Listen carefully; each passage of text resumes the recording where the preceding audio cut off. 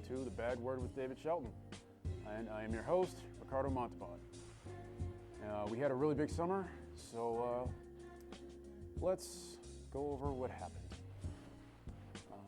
On the latest episode of Let's Make a Deal, Iran edition, Iran and the United States struck a historic nuclear deal where Iran promises to curb its nuclear program by reducing by about half the number of centrifuges it has actively enriching uranium, reducing its stockpile of enriched uranium from about 5 tons to roughly 300 kilograms, and repurposing its heavy water reactor in Iraq so it does not produce plutonium. Also, there's going to be an unspecified increase in inspections by the IAEA. And in return, the United States would lift all economic sanctions on Iran. Now, many are championing this deal as a huge step forward in brokering peace between two countries who held previous animosity towards one another. Some, however, are a bit skeptical, most of which are Republicans. And one in particular, House Speaker John Boehner, predicted that the deal would, quote, embolden Iran and fuel a nuclear arms race around the world, and he's also now threatening to sue the president over the deal. There's even a large movement on Twitter against the Iran deal.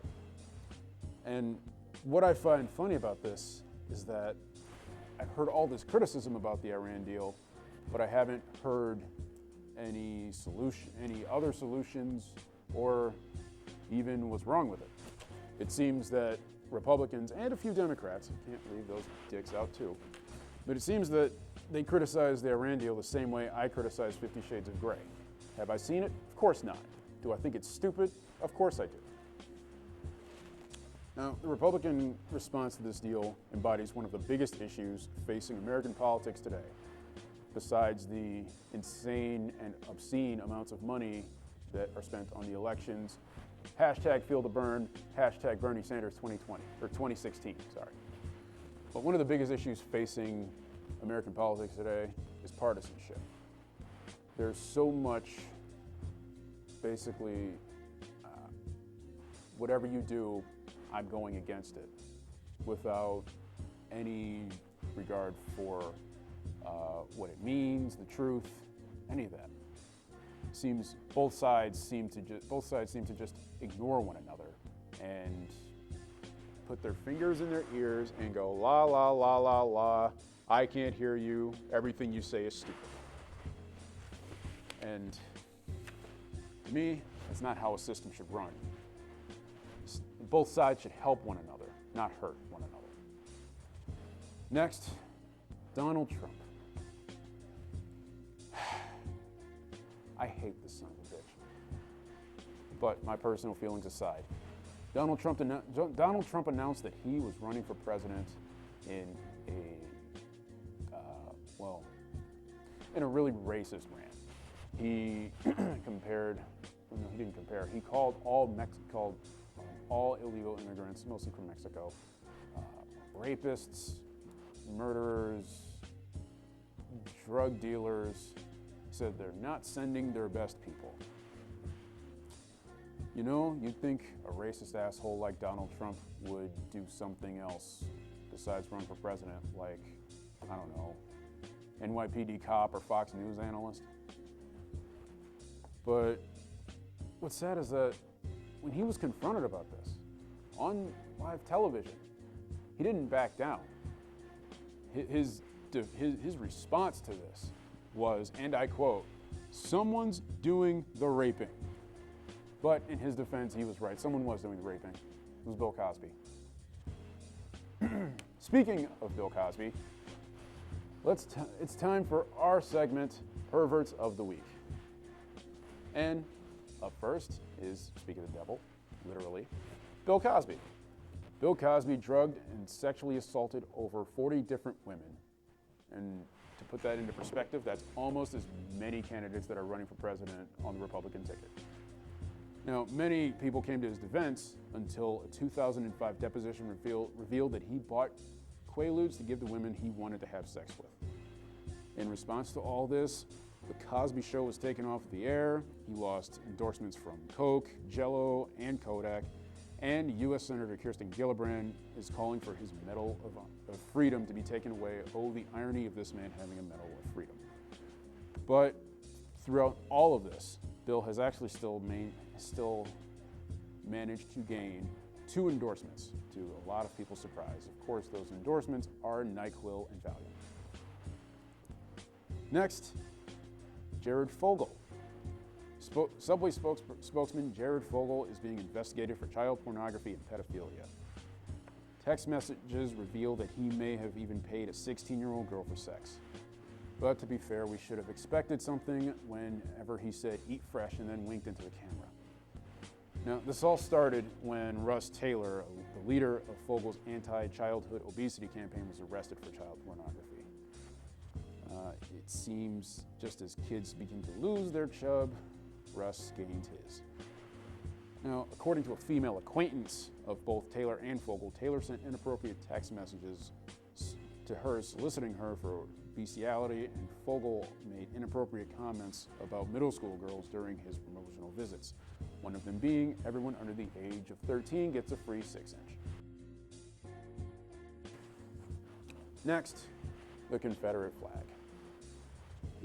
There was a huge controversy concerning the Confederate flag this past summer. It all started with a shooting in South Carolina. 9 people, all black, were shot and killed during a Bible study session at Emmanuel African Methodist Episcopal Church in Charleston, South Carolina. Research showed that the shooting was racially motivated. It was committed by a young man named Dylan Roof, who was seen posing with a lot of Confederate flag memorabilia on social media sites. After this was revealed, after a lengthy discussion and a vote, the Confederate flag was taken down in the courthouse of South Carolina and in most places all around the country. And also, most retailers no longer sell any memorabilia related to the Confederate flag. Unfortunately, our story does not end there.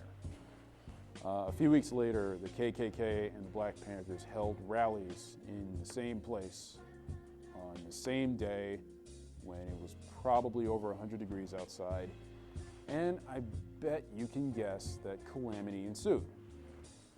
But I suppose that's what happens when Emperor Palpatine is your event coordinator. Now, I obviously don't care much for the Confederate flag. In fact, I don't trust anyone who waves it at all. But my biggest issue is that it took us this long to start talking about it. I mean, if you really think about it, the Confederate flag is very similar to the Nazi flag. Even at KKK and white supremacist rallies, the Confederate flag and the Nazi flag are waved side by side, which means that they're one and the same. A lot of people say that, oh, it's all about heritage. Well, if you're German, you don't wave the Nazi flag. You wave the German flag. If you're an American and you want to celebrate your heritage, wave the American flag. Wave the German flag. Wave the British flag. Wave any other flag but the Confederate flag. And now, for our main story, same-sex marriage. Over the summer, the Supreme Court struck down all same-sex marriage bans in the country, making marriage between 2 men and 2 women, or 2 men or 2 women, effectively legal. Now, there was a lot of fallout, some of it good, some of it bad. The Boy Scouts lifted their gay scout leader ban. Recently, a guy tried to orchestrate a straight pride parade, and thankfully, he is the only piece of shit who showed up. And that just goes to show how many people really aren't that much against the LGBT community. If anything, most people don't even care anymore. Just want to be left the hell alone. Another thing that happened is that Republicans are pushing for an amendment called the First Amendment Defense Act that prohibits the government from taking action against people and that also includes for-profit corporations who act within the parameters of a religious belief that favors, quote, traditional marriage. Now, the problem with this bill, other than it being just blatantly discriminatory, is that the language is so vague, it doesn't just allow businesses to discriminate against the LGBT community, but it can also open the door for ultra conservative businesses to discriminate against single mothers, or two people who just want to cohabit with one another. And that's because it doesn't just protect people who believe that marriage is between one man and one woman. It also protects people who believe that sex is reserved for procreation between married couples. That, other than this bill just being blatantly discriminatory, the language is just fucked up and stupid. Now, anti-gay Republicans are so against same-sex unions that they're willing to subject anyone who doesn't fall within line with their beliefs to unfair treatment. Now, while we do need legislation concerning the future of the LGBT community, it should be noted that it shouldn't be for people who discriminate against them. It should be for the LGBT community. Now, on his show, John Oliver pointed out that people in the LGBT community are still not protected under the Civil Rights Act. As we've seen, technically they can still be fired for being gay, and as we've seen over the last few years, they can still be denied a goddamn wedding cake.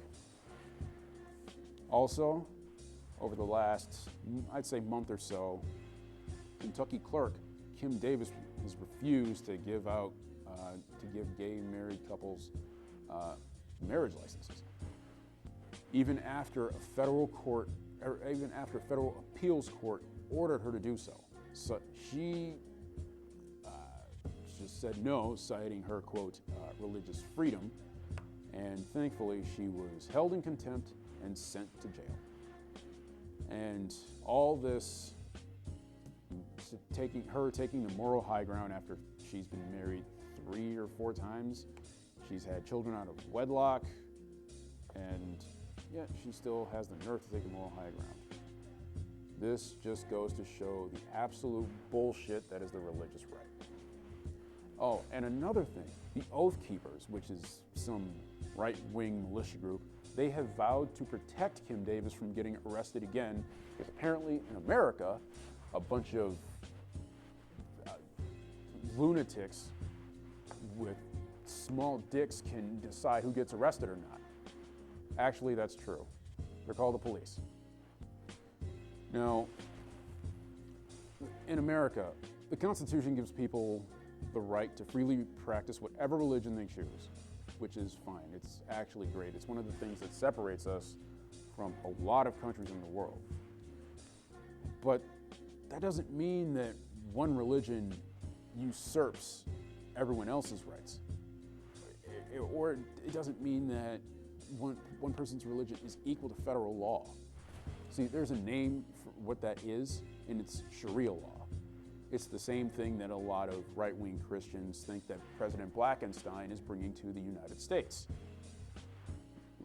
Take Michelle Bachmann. This is a quote directly from her. While I know she's on the crazy end of the spectrum, she still held public office in this country.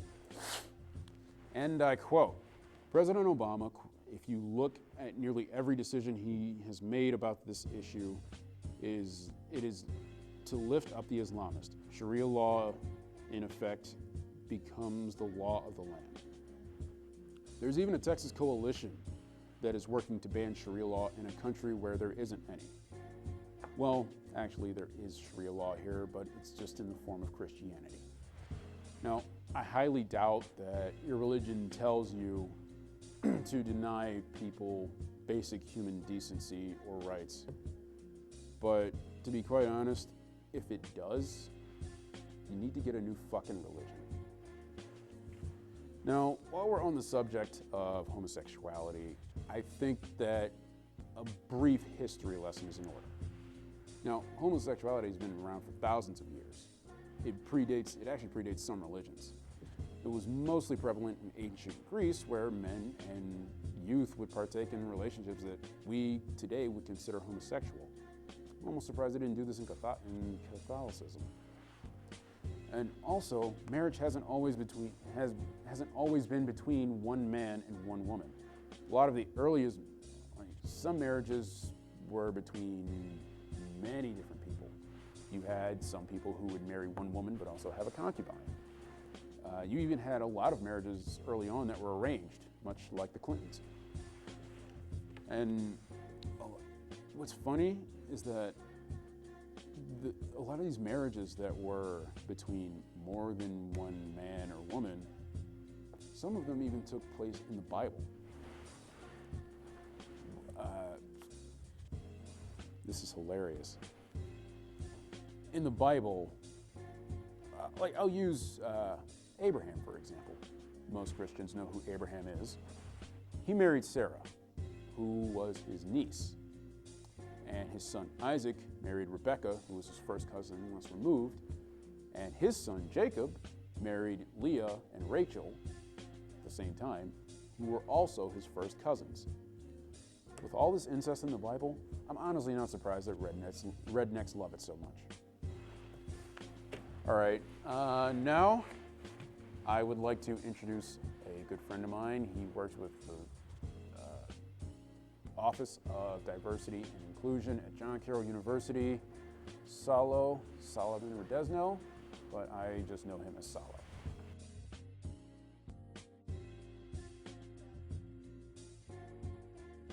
My guest is, he works in the Department of Diversity and Inclusion at John Carroll University, Solomon Redesno, or as everyone just calls him, Salo. Yeah. Hi there, thanks for having me. No problem. How are you? I'm doing good. It's the start of the school year, and a lot of us at the office are just getting ready with our program planning for the fall semester, and also just welcoming back students and hearing back what they did over the summer. Oh, that's good. I'm sure none of it was interesting. Well, some of it yes, some of it no. A lot of our students did go on a lot of different trips, and so hearing about that was great because I didn't get to go on a trip. So that's fair. Well, you have an important job at Carroll, and I'm sure your work is never done. Well, yeah, people think I went home for the summer, and I was here all summer. So we are open during the summer. Folks work here, so. Yeah. All right, but I had a couple of questions about everything I just talked about. First of all, what was your reaction to the same-sex marriage ruling? I was very surprised and very happy. A lot of our students either identify as lesbian, gay, bisexual, and so for them having the opportunity to see marriage as a possibility, either for themselves or for their friends or for family members that are LGBT or LGB, really, that has been remarkable, and for a lot of support that came from very unexpected folks. The Pope has certainly said some very interesting things around marriage, and certainly spoken in support. And what I believe for our office, this has given us an opportunity to think about using this as a teaching tool, because even though we have now marriage sanction and it's okay for two folks to get married of the same sex, there are a lot of issues still that folks who identify as LGBT experience in Ohio. Can I read up some things that the National Gay and Lesbian Task Force found in 2011? By all means. And these, there was a National Transgender Discrimination Survey, and what the 2011 results for Ohio were that folks who identify as lesbian, gay, or bisexual, but primarily transgender, they still face workplace discrimination. Ohio does not protect folks based on sexual orientation. You can be fired. So let's say you get married one day, you could be fired the next day. Yeah. So even though marriage is something that we're very supportive of, it's other protections that we're looking for too. For example, harassment and discrimination on school properties. Economic insecurity, folks again could get fired. Housing discrimination, instability.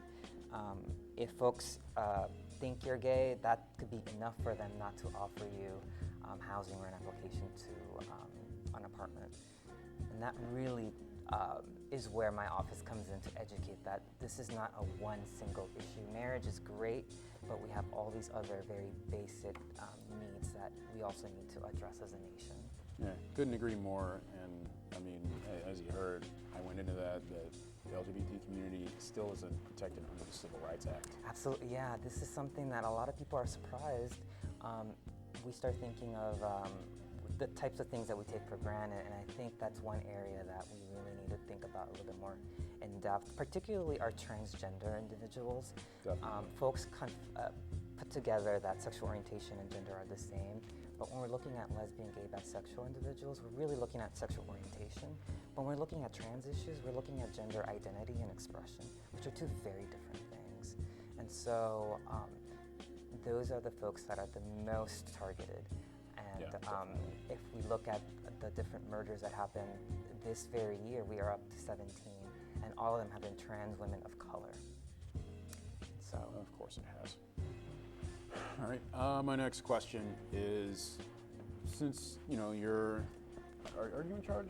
I'm the assistant director, so no, I'm not in charge, but I do manage a couple of different programs. But no, I'm the assistant director. Okay, so you have a pretty big role in the Diversity and Inclusion Office. What has, I don't know if you've seen it, but what has been the response so far amongst the students and the faculty? About the office? Or no, about the same-sex marriage.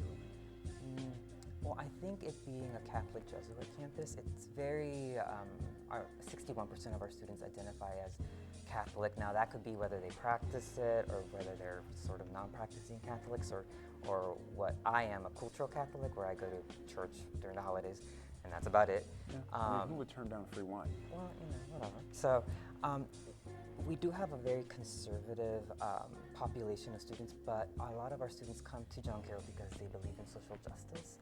So about 2 years ago, students were asked what their feelings or thoughts were around same-sex marriage, and a lot of our students supported that as being something that should be afforded to anyone who wants to get married. And I think because of our students' exposure to a lot of different role models who are now out, whether they be celebrities or poets or artists or scholars, a lot of folks have someone that they're connected to who is gay, and so they want to see them happy. And so I see this issue being sort of now more mainstream, and a lot of our students, I think, for some, I mean, they don't care, and others, they do care, and then we have the middle. Yeah. And it's that middle that we try to educate around, well, have an informed decision, so here's some tools to help you make that. In terms of faculty and staff, it's a little bit more, I don't know. I want to say that folks are more supportive, but no survey has been given out for faculty and staff on feelings like this. That's fair, and I think it should. But that kind of brings me to my next question is, okay, in your professional opinion, for people like you said who are maybe in the middle, or even for people who are on the side of Kim Davis, what would you do or say to them to maybe push them in the right, or well, I guess politically the left direction on this issue? I frame this in terms of inclusion, and inclusion really means everyone's opinion matters.